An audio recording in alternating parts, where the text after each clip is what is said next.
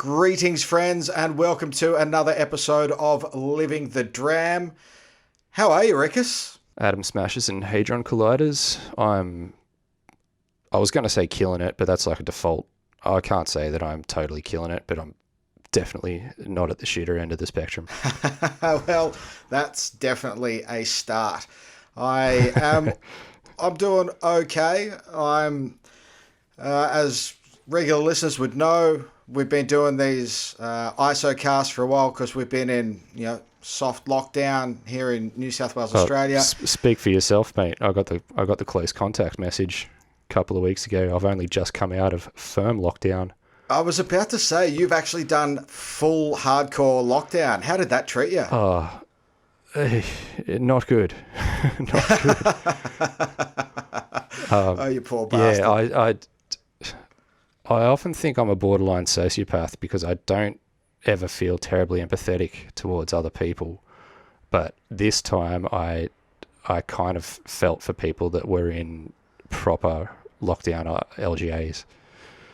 Yeah, it's I didn't envy your situation in any way, shape or form. No, man. Technically wasn't allowed to walk out the gate. No, well, the soft lockdown has treated me fairly harshly over the last 4 or 5 months, and I can't imagine how much more I would have struggled in a harder lockdown for in that period of time. But it's incomprehensible to me. So, yeah, you poor bastard. I got to give a shout out to you, Bopper and Schulte, for you guys really helped me through that shit. It was pretty intense. I'm just glad you got through it. And I'm. It was only 2 weeks, man.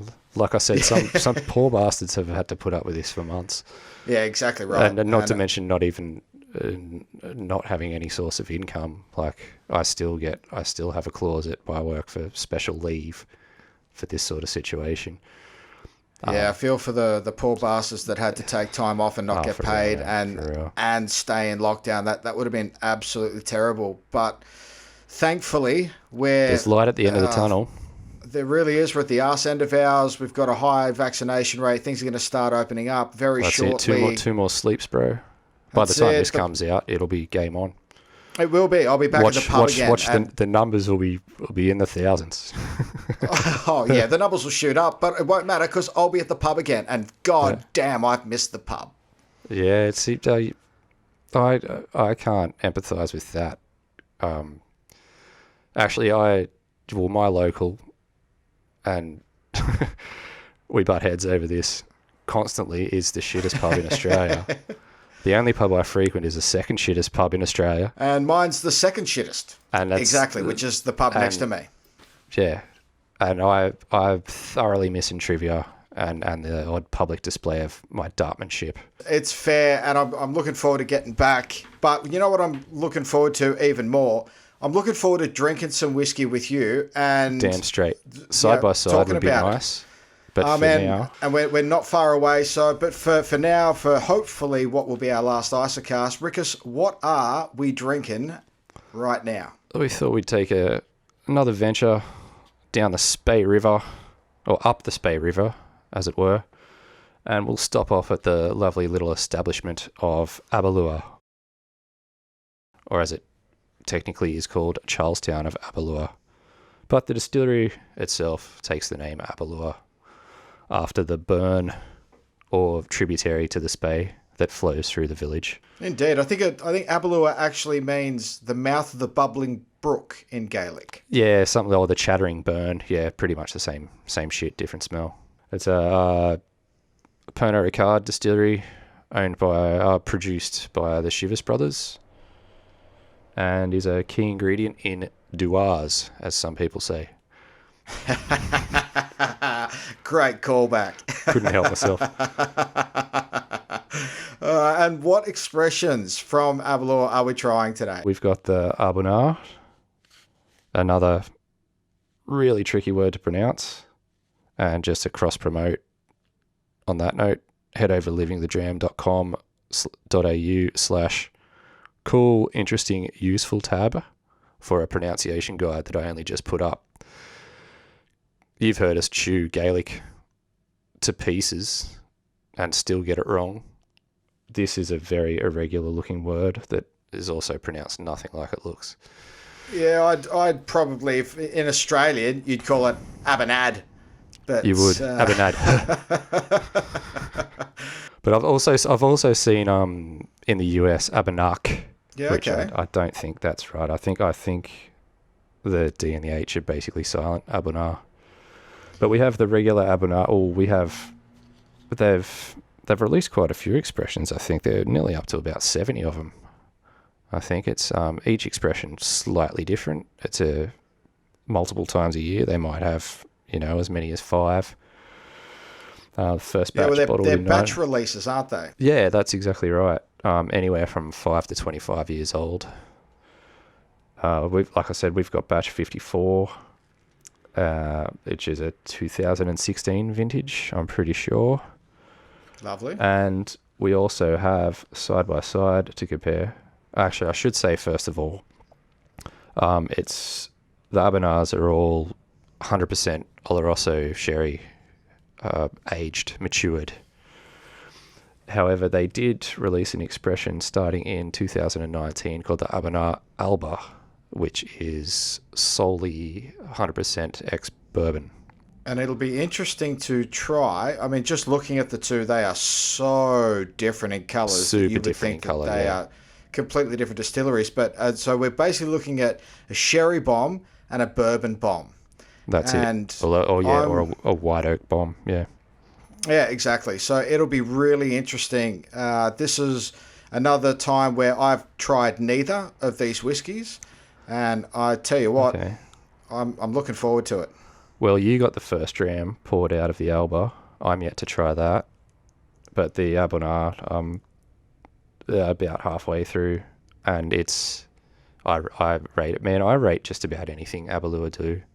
And you love your sherry bombs as well. I love my sherry bombs, man. Most things Spey side, like they're crowd pleasers. Well, that's true. That's true.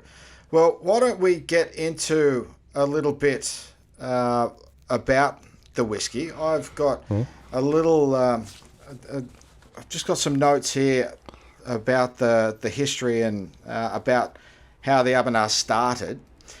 Yeah, cool. Yeah, fire in the hole. The Aberlour Distillery was officially founded in 1879 by James Fleming, but that was the second version of the distillery, because in 1826 it was built a few miles downriver by Peter Weir and James Gordon, but it burnt down, like so many distilleries we've discussed over the course of the podcast. It burnt down in 1979, so Flemo decided to build a new one on the current site. Now, he was a bit of an entrepreneur, a whiskey entrepreneur, Flemo. He also owned Dalhuane. Yeah. So apparently that was a bit small for his liking, though. Yeah, so he wanted a bigger one. Yeah, the lease was running out, so he basically built Aberlour.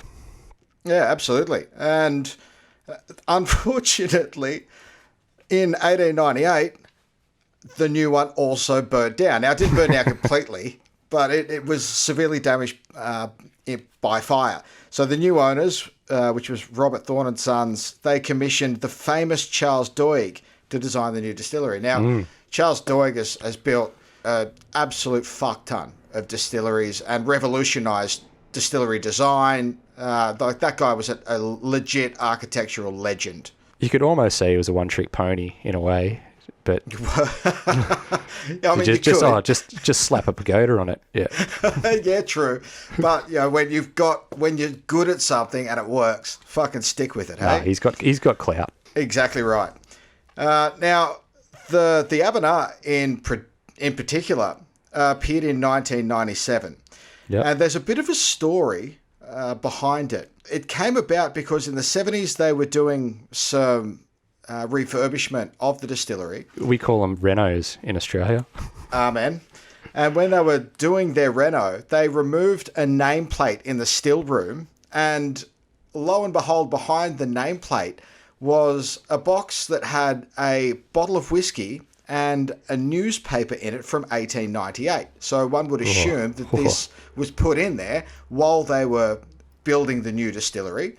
And legend has it that the workers went, well, that's clearly for us. And so they snaffled the vast majority of the bottle, but they left a little bit and it went to the lab. Now, this is in the 70s. Yep. So they analysed and did whatever the technical abilities they had in the 70s. Bet you it was 3 scientists just fucking hooking it. Absolutely. And sitting there going, well, this sounds obviously smells like some kind of sherry input there. So it took him a little while to kind of create the product, but the Abunadh is an attempt to recreate the whiskey that was found in that bottle, in that time capsule, as the story goes. Now, regardless of whether that's explicitly true or not, fucking great story. And the Abunadh has always been a no-age statement, and as you've said, the whiskey in there is batched and can contain whiskey anywhere from 5 to 25 up to 30 years old. But they were doing the no-age statement releases before it became fashionable, because in 1997 there weren't many people doing it. It was most single malts were mostly age statements, or you were having blended Scotch whiskey. So these guys were kind of trendsetters. But it all comes down to them finding this whiskey that was significantly fucking old, and then trying to recreate it, because what they were producing at the time wasn't what Abunadh is.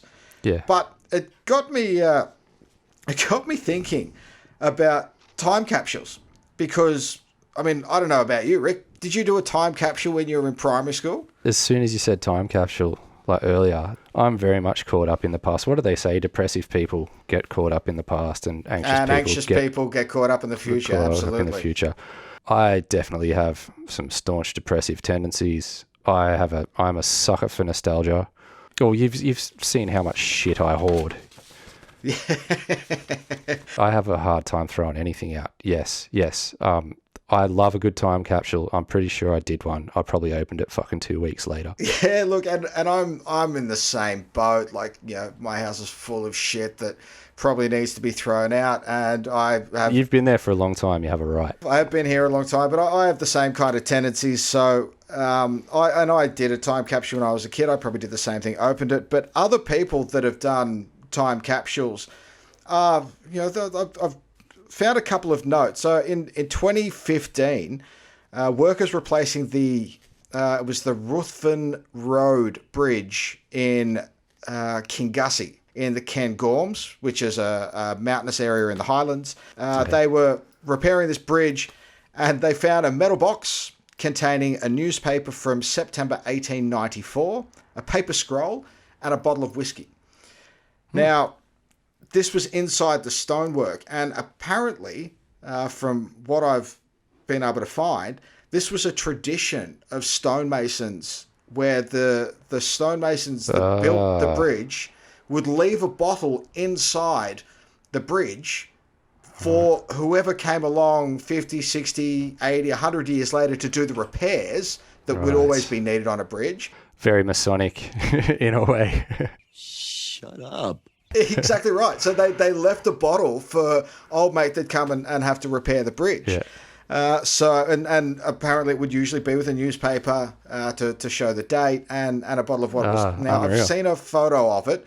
There was no label on it. It was just a plain glass bottle. Yeah, no label on it. So it looked like they'd picked it up from the local distillery. So this is in 2015. But in 2009, January 2009, a time capsule containing a bottle of Glenlivet, a newspaper, and various items from the staff at the Hermitage Hotel Sir Edmund Hillary Alpine Centre in Aoraki, Mount Cook, New Zealand, decided to follow that tradition. So they put all this stuff in a time capsule and stuck it in a new bridge that was being, or some new stonework that was being laid down, which I really looking forward. Well, I'm not looking forward. I'm not going to be that person, but I hope that the stonemason in 60, 80, 100 years that does the work on that bridge really enjoys a fine drop of the Glenlivet. Fine old Glenlivet, as they used to say. Exactly, but I'm a little, with all the great whiskey that's going on in New Zealand, I'm a little befuddled as to why they put in a bottle of Glenlivet and not a bottle of some of New Zealand's best. I'd say it's probably someone that doesn't like whiskey that much. They're just going off the reputation.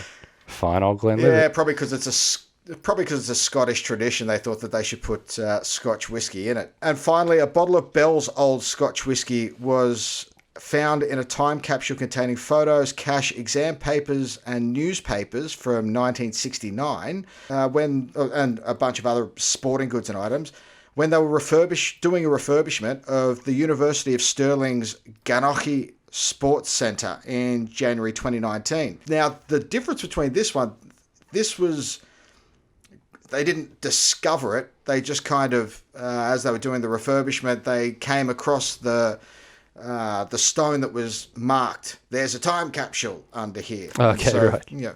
50 years later, they've pulled it up and, it was blended Bell's Scotch whiskey, so nowhere near the find that the person that gets the Glenlivet has or what the guys from Aberlour had either. I just found it interesting, this tradition of sticking a bottle in. I love the concept of, we're building a bridge. Let's stick a bottle in there for old mate who's going to repair the bridge down the track. That's just fantastic. Yeah, that's freaking awesome. It makes me want to find out whether Sydney Harbour Bridge has anything like that. You'd expect there'd be several, right? I mean, that's a big fucking bridge. Yeah, four decent pylons you could stash one in. Yeah, fucking oath. Oh, that's... something for you to do. Find that out for me. Makes me want to be a stonemason. But I'm not a stonemason. I'm a bloke that sits here and talks shit about whiskey with his mates. Closest I ever came was a stoned mason. Oh, superb. I'm allowed to tell dad jokes like that. You are. You certainly are. And, I mean, it makes me wonder how many of the stone cutters out there that have been have found a bottle of whiskey and someone's asked them about it and their response has been, well, if you have to ask, you don't need to know. Shut up. Yeah, I'm pretty keen to... Oh, you and me both, buddy. Look at this. I'm so enamoured with that colour, eh?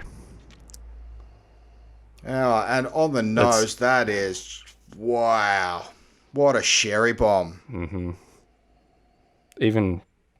Even through the 60.7%.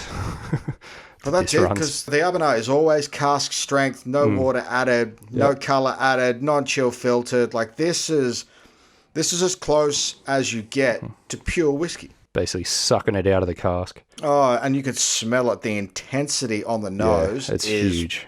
That is a loving slap to the face. It's not a nasty one. It's definitely curling the nostrils, in a good way.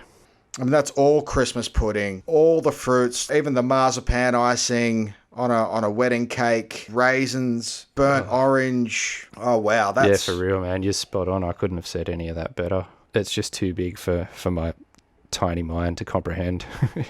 That's just packing an immense punch. It's punching above its weight. Some nice oak in there too. Yeah, you're right. But it's hard to get past all that intense sweetness. So much of it. And while there is a little bit of a sting to it, you put that down to it being cask strength and having no water in it whatsoever. But like, that's intense. She looks pretty thick too, man. Yeah, those legs slowly dangling. Oh, she doesn't just look thick. That is viscous as fuck. That coats the mouth superbly. That's a thick malt. That's pretty special. Oh, the finish, just once all that intensity dies down, the oakiness that lingers at the end. That's beautiful. It's so true to the nose on the palate. Yeah, like there's for real. I'm getting a nice bit of char on the finish too. Yeah, and the finish is long. Real long. And it's multifaceted. I feel like there's sort of 3 phases to the finish. Yeah, you're right, because that oaky tanniny, kind of fade away. Yeah, that's like phase 2. And the char is, distinct as well. There's a touch of like toasted almond on that finish as well. Yeah, I'll pay that for sure. The cherry and the raisin and the salted caramel is all there on the palate. Dude, you are seriously on fire. I've got nothing. Like I'm just totally overwhelmed. This is so big. It is big. It's super big. But I haven't disagreed with a word you said. But what a hero cask strength whiskey is. I mean, this is what it's all about. 60.7, it's going down pretty easy. Oh, super smooth. There's no burn to it. It's a warmth that starts on the tip of the tongue, coats your mouth beautifully, like a creamy, like a thick shake. The spread is just so good. It is. It's a Christmas pudding flavoured thick shake that just warms the mouth, the throat, all the way down to the belly and just spreads beautifully. This is a dram that makes you feel better about life. This is superb. A lovely winter's dram. I imagine, Northern Hemisphere Christmas, this thing would be unbelievable. Oh, yeah. It's Christmas pudding kind of mixed with, it's not apple pie, but it's a cinnamon, like maybe even a pecan.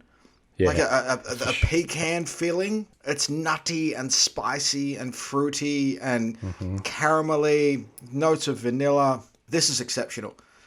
I really like this. This is a glorious no-age statement. This is something that if I was a blind tasting, I'd be thinking that this is probably a 14 or a 15-year-old. Oh, wow. I have to put that down. Otherwise, I'm going to finish it, and I don't want to finish it. This is a dram I don't want to finish. I'm really, really enjoying the way that it's thick. It reminds me of a Campbelltown in the way that it's oily and coats the mouth. Exactly. That's one of the first things I thought, the way that it spread around my tongue. Oh, like that is, I mean, I know we've kind of not seen eye to eye on Speys before. I tend to find them thin. This is gloriously oily and gloriously thick, and maybe it's due to the cask strength, but I'm so fucking glad they found that bottle of whiskey behind that nameplate.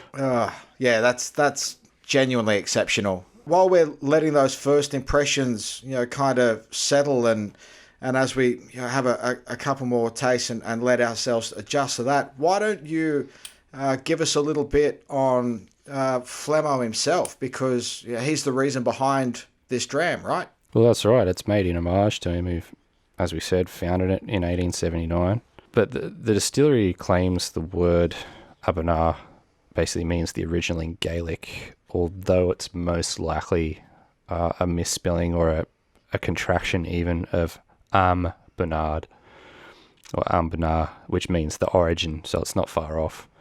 Yeah, okay. As we said, it's produced in the tradition of the 19th century single malts, another homage to an era when villagers would come to the distillery to collect their dram straight from the cask, often in apothecary bottles obtained from the village chemist, which is the inspiration for the bottle shape that they've got. Yeah, it's a very romantic kind of image that it conjures up. Drive-through bottle-o. Oh, man. But Flemmo, Uncle James, man who got shit done.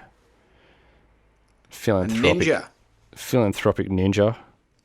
As we said, he ran Dalwayne, but it was small and his lease was about to expire, so he thought he should build his own show. And he had a premise with long lease on the mill of Rothery on the Lower Burn. He had barley all around him. Actually, that's one thing that I wanted to say about Aberlour itself. All the barley that they use is sourced within a 15-mile radius. Locally produced. That's fantastic. Yeah, that's fucking amazing. Gotta love that. Yeah, so they've given lots of local farmers work, which is awesome. He had pure waters, which sprang from the glen.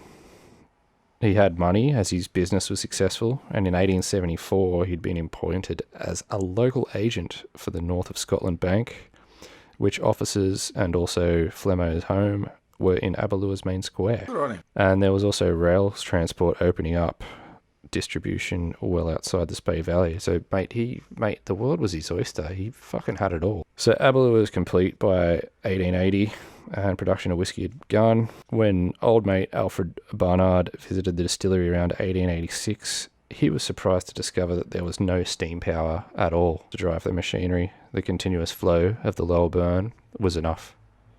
Cool. Flemo was born 1830, died in 1895, and if I were to simply read what's in front of me, I'd say he left a significant and tangible legacy. Lovely. Contributed a great deal to the Aberlour orphanage and several posthumous contributions.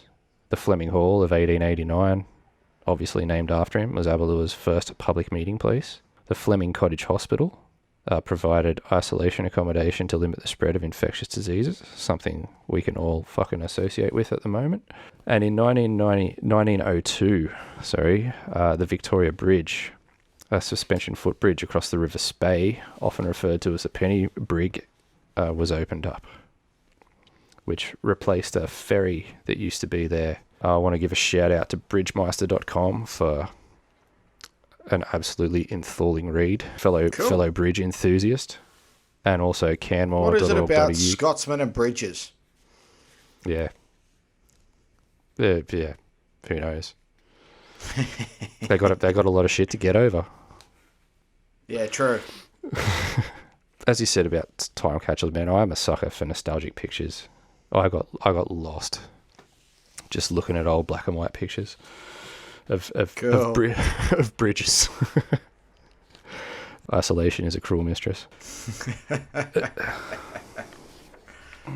So the bridge replaced a ferry that had previously been in service, and the cost of crossing the ferry is listed as 4 pence. Have you ever noticed how pence back in the day is denoted as a lowercase d? Yeah, I have noticed that. Yeah. Any idea why? No, I couldn't tell you. Here at Living the Dram, we're world renowned for polishing up on our Latin skills. Oh, absolutely. Yeah, it's a Latin word, denarius. Yeah, right. I should have probably written down what a denarius is. Well, a denarius was a coin used in Rome. Well, there you go.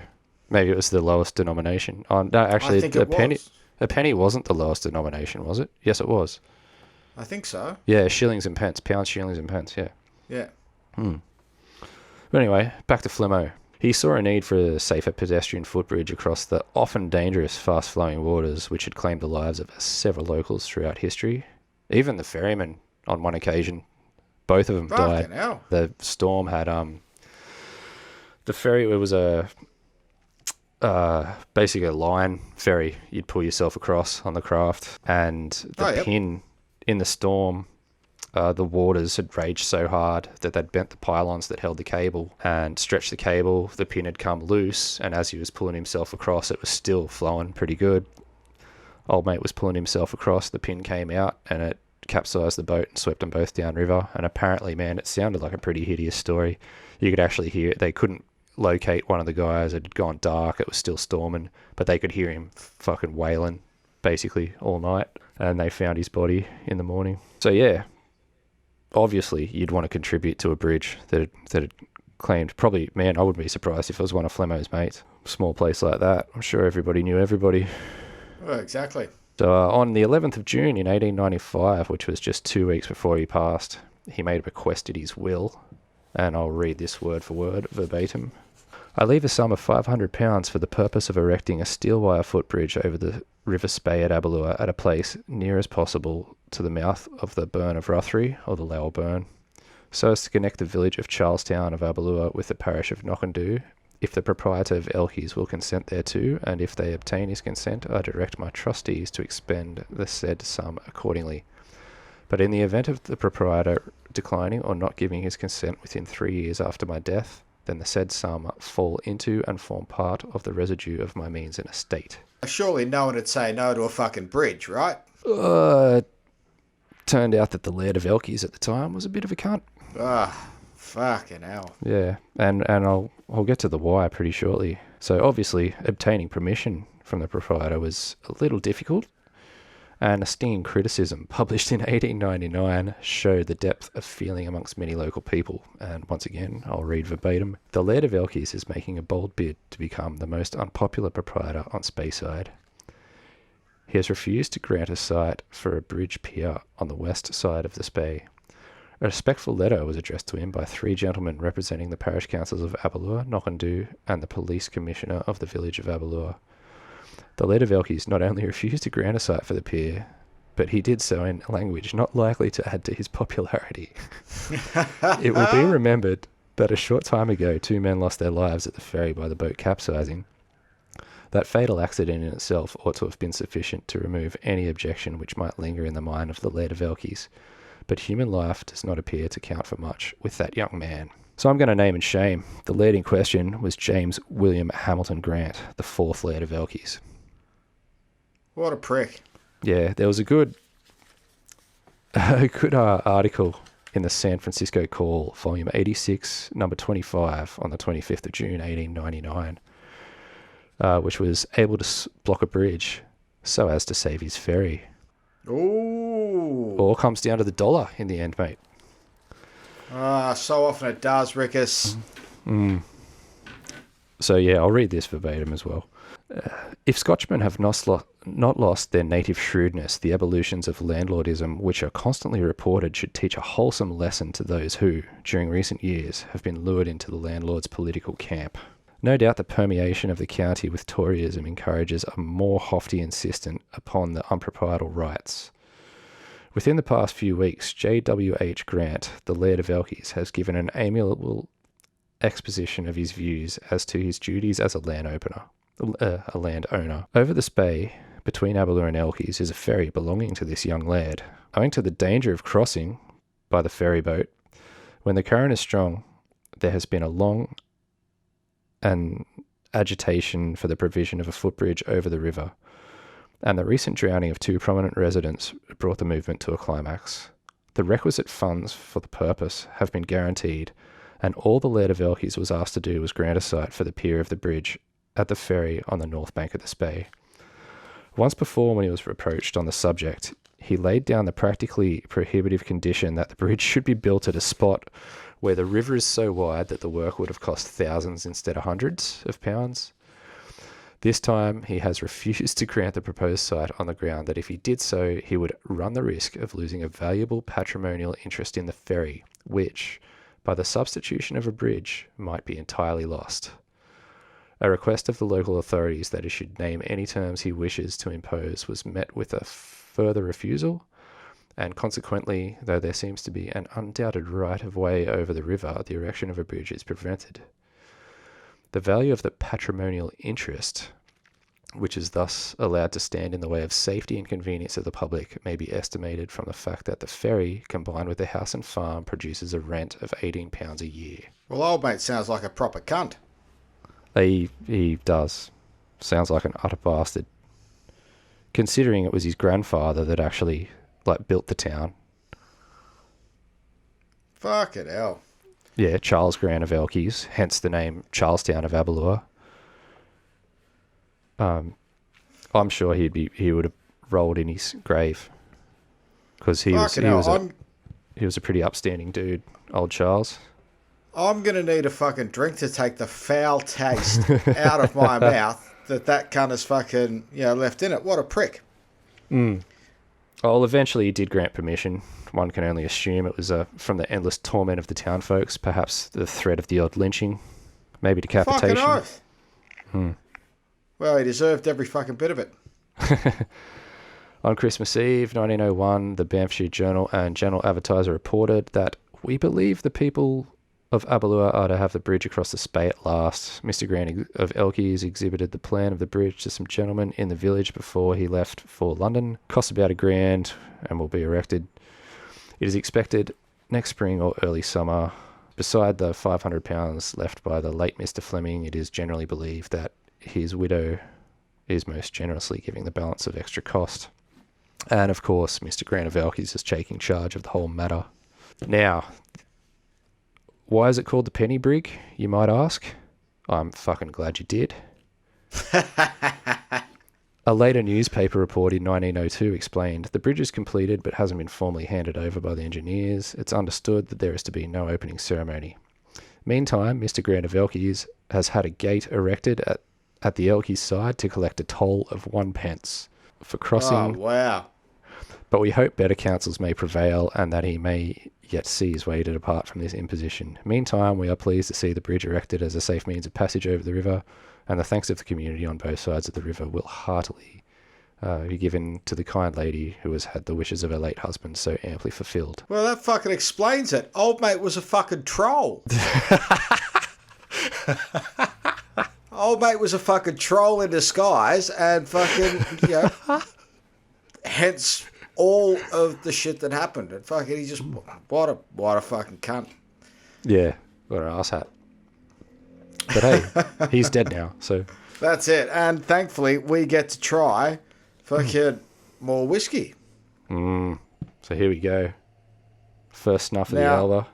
Now, the Alba is 100%, 100% first fill, 100% bourbon cask, and once again, 100% non-chill filtered, no colouring added, 100% cask strength, and wow, that is different on the nose. How's the sweetness of that, man? Is all like musk sticks and candied banana. Exactly right. It's almost peaches and cream. Mm-hmm. It's more exotic fruits instead of Christmas fruits. Like there's some. This is reminiscent of rum cask. Exactly. There's some banana in there and some pineapple, and there's lychee, and so it's all underlaid with that vanilla that comes from an ex-bourbon cask, and really and it smells creamy, like a creme brulee or a creamy dessert, like a banana pudding or something like that, you know? Yep. It's got that element of, banana bread. Yeah, there's like the fresh-baked banana bread. That's it. Like the honey and vanilla seem drizzled over apple and pear. It's... Yeah, I'll say, stewed apples and pears for sure. They're worlds apart. It doesn't pack quite as much of a punch, I don't believe. 60.4. That's almost identical. Wow. The citrusy apple pie sweetness on the palate is so far apart from that Christmas pudding of the Abunadh. Jesus Christ. But still delightful as fuck. I got a little bit of burn on the back of the palate off the first sip. Well, no burn for me. Just, it's intense. It is very intense. There's a fire to it that isn't as prevalent on the Abunadh, but the sweetness, it's all kinds of different sweetness, you know? Yeah. It's... Like I thought the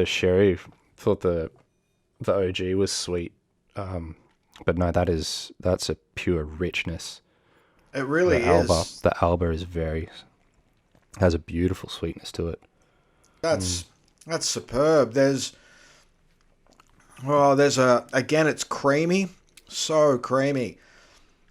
It's it's almost like a smoothie, an apple pie smoothie. It's not as thick as the Abunadh. But it's still lovely. Just comparing the two, the Abunadh definitely has the superior robe, but the Alba has a lovely robe on it as well. Oh, that's...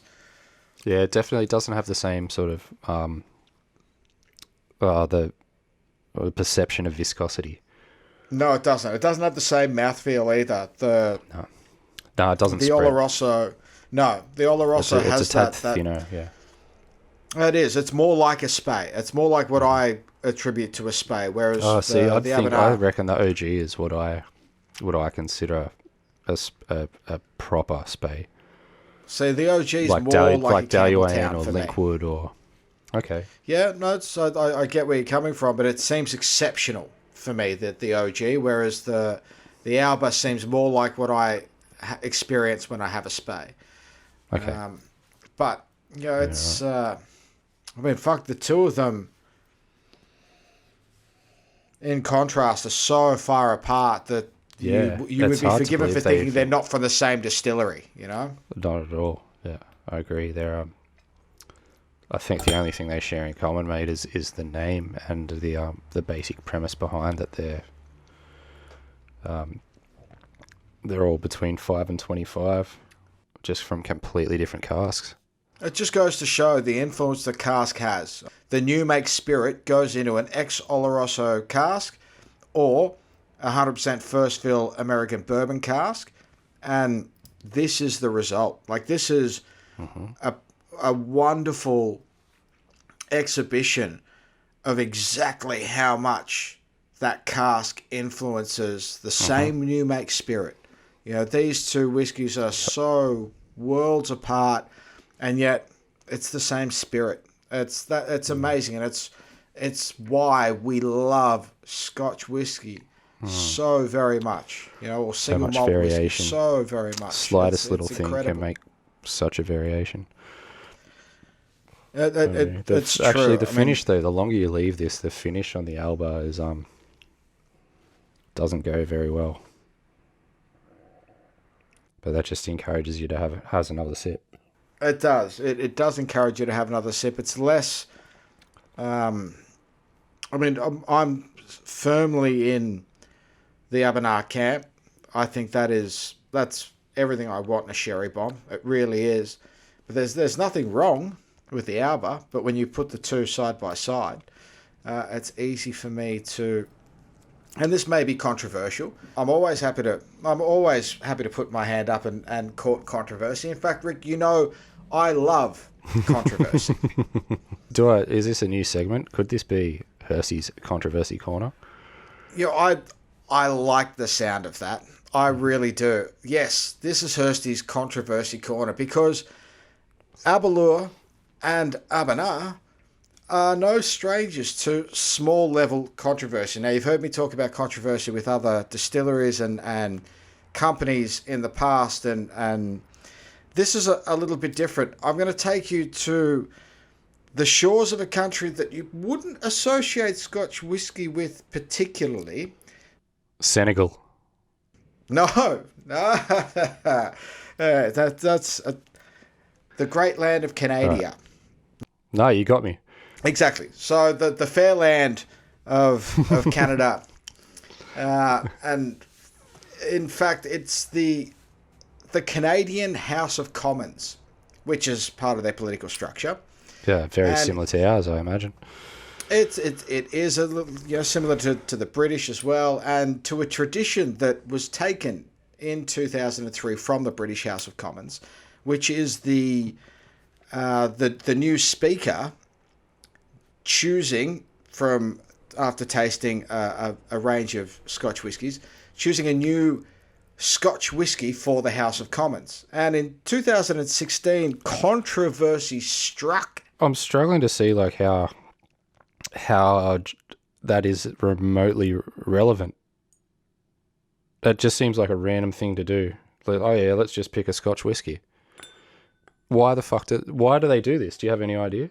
Yeah, so in 2003, which is when it started, the Speaker at the time had visited the British House of Commons. And this is a tradition in the British House of Commons, that the new Speaker chooses a Scotch whisky because of the idea behind Scotch whisky being brought out when people are having fiery discussion and it cooling tempers somewhat and making people a little bit more amenable to speaking rationally. Now, I don't know about you, Rick, but anytime someone gives me Scotch whiskey, I can tend to certainly wax lyrical, but I'm far less likely to become amenable. still, I mean, I'm not an amenable person at the best of times, but drinking whiskey usually makes me talk more, not less. Hence the podcast. But so this in 2016, the new speaker, after sampling a range of whiskies, chose Aberlour 12-year-old as the official Scotch whisky of the Canadian House of Commons. Now, the reason this stirred up a little bit of Canadian controversy, and Canadian controversy seems to me like it's probably a bunch of guys and, you know, a bunch of men and women sitting there going, "Oh, I'm very sorry, but I'm a little bit upset with what you've done." Sorry, but I have to take umbrage with what you're saying. What's that about, eh? Because the Canadian people, certainly that I've come across, are some of the most polite and lovely humans I've come across. I've found most of the time I've been abroad, I tend to unknowingly gravitate towards Canadians. We seem to have a very similar sense of humour in Australia and a very just similar take on life. Look, I don't think I've met a Canadian person that I don't like. Now, admittedly, my sample size is small, but I agree with you. I've seemed to find them Australians with an accent. I know it's very narrow-minded of me to say, but I like Canadians. But they'd be flawless if they drove on the right side of the road. But so the controversy stemmed from the fact that in the same year, the Reverend Jim Murray had awarded Crown Royal Northern Harvest Rye the honour of the world's best whiskey. Oh, wow. So a lot of Canadians, well, I say a lot of Canadians, I've read something from the Toronto Gazette and at least 17 from another local paper. They were a little bit bewildered why the Canadian House of Commons was choosing a Scotch whisky. And now it obviously comes down to the tradition that I made mention of coming from. Oh, that's it. They're as ignorant as I was at the start of this. Exactly right. The controversy continues. Every time there's a new speaker for the House of Commons, they continue to choose a Scotch whisky, and the Canadian public, a small portion of the Canadian public, continue to bring up the fact that they make whiskey in Canada and have made whiskey in Canada longer than the House of Commons has been around. So surely it would be appropriate to choose a Canadian whiskey. And they continue to choose a Scotch whiskey. But you'd be well pleased to know here, Rick, that the current official Scotch whiskey of the Canadian House of Commons is the Aberlour Abunadh, which was chosen at the arse end of 2020. December 2020 it was chosen. Yeah, that's got to be one of the most recent batches then. I'm not sure what they're up to, but it'd be somewhere in the mid to high 60s. It would be, and it was the most recent change. And it took the new speaker, because the new speaker came in before COVID had the massive global impact that it had. So, and he was quoted as describing the COVID crisis as one continuously long, stressful day with a few naps in it. So I thought that was a delightfully Canadian way of describing it. That controversy aside, the only other time capsule whiskey related tidbit that I have is that famous British collector of rare alcohol and the owner of the Whiskey Exchange, whose name is Sukhinder Singh, he had a bottle of the oldest whiskey in the world, a bottle of the 1862 Old Vatted Glenlivet. I mean, this bottle was effectively priceless because it was the last bottle that was available.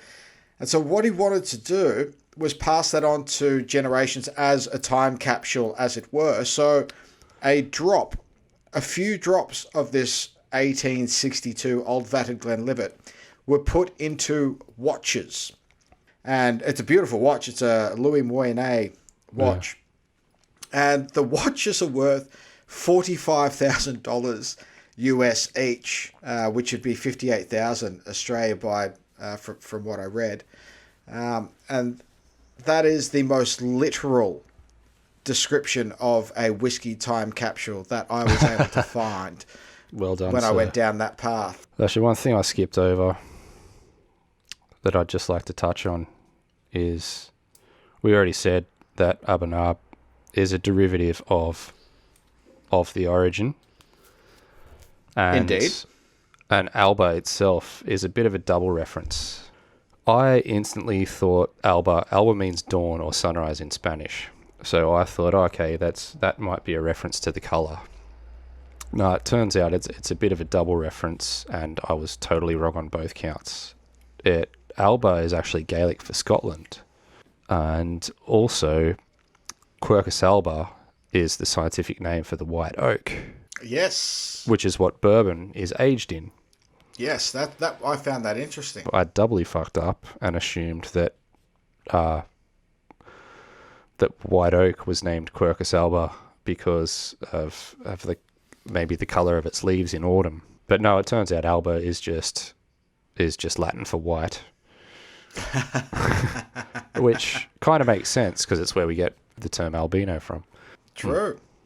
Well, there you go.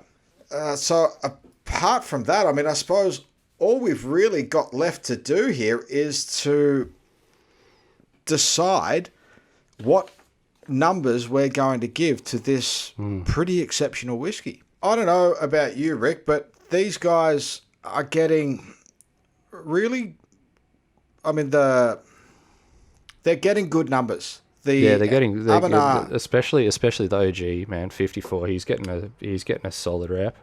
It really is. And the Alba's not going to get behind, as high, but there's not going to be a huge difference. No. I mean, obviously it's cask strength. I've added a couple of drops and it's softened it just a touch, but it's still exceptional. Oh, it's beautiful, man. It's beautiful. I don't know if I've hit the sweet spot yet, but it feels like it's just getting better. I'm loving the way that the water softens the Alba. It really brings all that banana, the same sort of sweetness you associate with banana, and those candy musk sticks. I don't know if they have another name around the world, but they're pink and they used to be star-shaped. No, you're right. That's it's all musk and banana. It's so beautifully candy sweet. Yeah, it's delightful. I think that that just must be a trait of Quercus alba. I'm going to lead us off here, and I'm going to say that I'm going to give a 9 flat. Hey. I am really, really impressed with the Abunadh. That is everything I want in a sherry bomb. So I'm going to give it a 9 flat. Yeah, cool. And I'm going to give the Alba an 8, either 8.7 or 8.8, because while it's just as good, it's just not. I mean, I don't know if I tasted them the other way around. I still think the Alba would have come second, but it's not by much. So it's an 8.8, 8.7 or an 8.8 for me. Make a final call.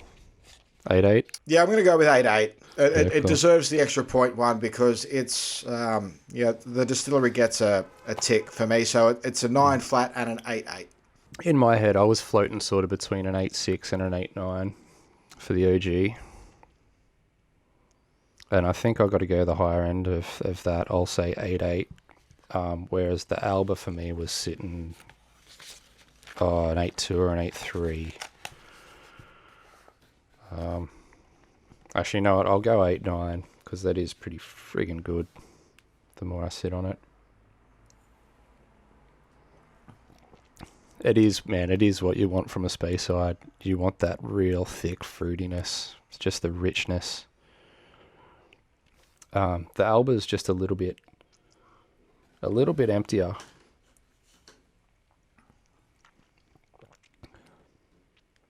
Beautiful sweetness goes down. The Alba to me reminds me of a rum cask, and I loved a rum cask. Well, if it had been marketed as a rum cask, it'd probably be getting a fucking 8.8. No, I can't be too harsh to it, man. I'll go 8.5. So 8.9 and 8.5. So what does the Rev have to say? Good question. I don't think he'll have the Alba in here.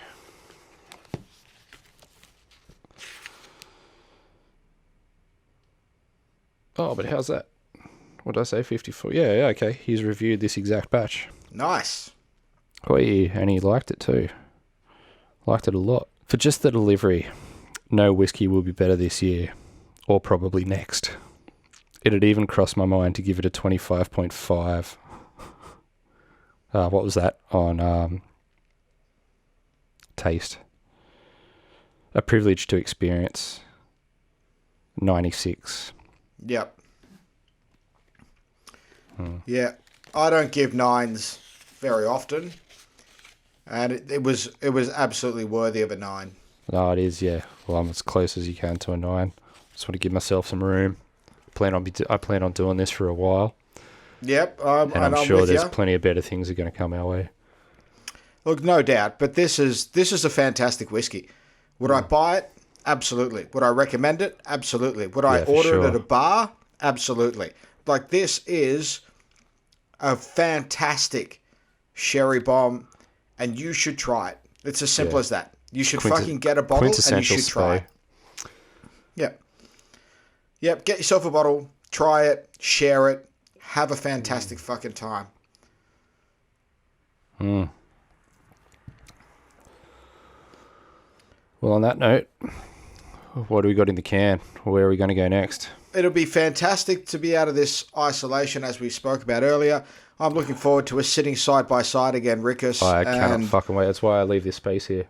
I'm looking forward to finalising or finishing up our Wee Dram Classic Malts series. Oh, I cannot wait, mate. We've been sitting on Talisker and Lager for a long time. That's it. I'm really looking forward to that. I'm just looking forward to the future. To be honest, I'm not so much looking forward to the Talisker part. I know, but I'm so excited about the Lager.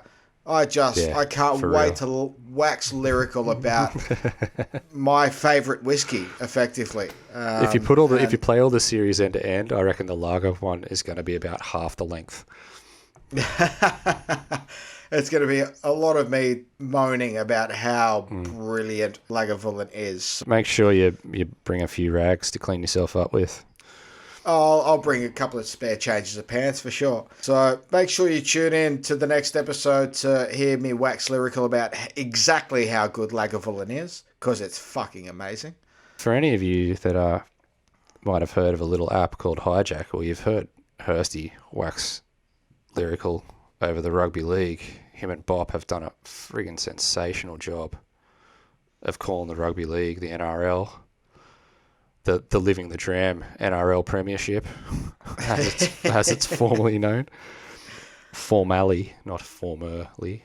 And what's going on there is I hear it's cricket season. So. Yeah, look, it's been a lot of fun trying our hand at calling sports and doing sports broadcast. And tip of the hat and a shout out to the guys at Hijack for interrupting the tyranny of sports broadcasting. Oh, dude. As Bob wrote, Gus Gould is the personification of cancer. I'd pay to hit that guy with a cricket bat. It was unbelievably refreshing to be able to hear different voices. Well, that's it. You no longer have to listen to the commentary that's coming from your broadcaster. You can now check out hijack.tv and do your own commentary and listen to other people doing commentary. We had a lot of fun doing the NRL over the last couple of months as the app got up and running. And we're looking forward to doing some of the cricket as we go into the Australian summer. Nice, man. I might have to come and fuck up your program and do a bit of A-League. Go Mariners. Well, that's it. I mean, I know fuck all about soccer, but I am absolutely qualified to sit there and talk shit about it with someone that's more qualified to talk about the game, because that's what it's all about. You just pay out on all the sooks. Exactly right. And look, so a quick shout out to Hijack for changing the game, and that'll be fun to... Yeah, well done, fellas. To jump in and do some stuff with you over the next few months. It's been, once again, fantastic to be able to sit down and drink whiskey with you. We're so grateful that people choose to spend their time listening to it. So thank you to the listeners. If you enjoy it, tell someone about it. Leave a review on Spotify or on YouTube or however you're viewing or participating in this in this little thing that we do. But honestly, it's been a pleasure once again, Rick. Likewise, my brother. Love your work. Amen. As we come to another end, may you all be living the dram. Slancha. Slancha.